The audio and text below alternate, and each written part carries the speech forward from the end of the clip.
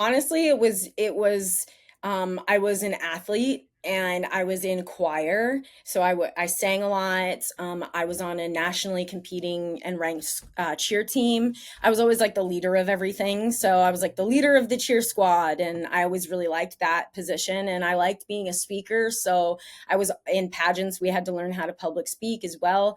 But dance was a huge part of my life. Even with being an athlete, I was doing pole vaulting as a teenager after I stopped with kind of like the more what I see as like feminine movement and embodiment.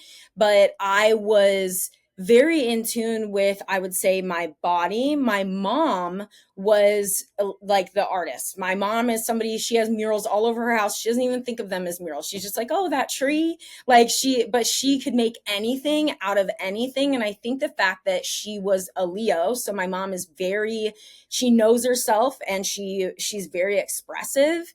I would say because I had kind of an idea of what an artist looked like how they did certain things. I never thought that my what I made was like good enough. Like because my what my mom made was amazing. Even when it comes to resin now, my mom for my 31st birthday or 30th birthday, she made me this tiny little container with all these little elements and each one of them meant something and they were resin, and that's how she told the story of me.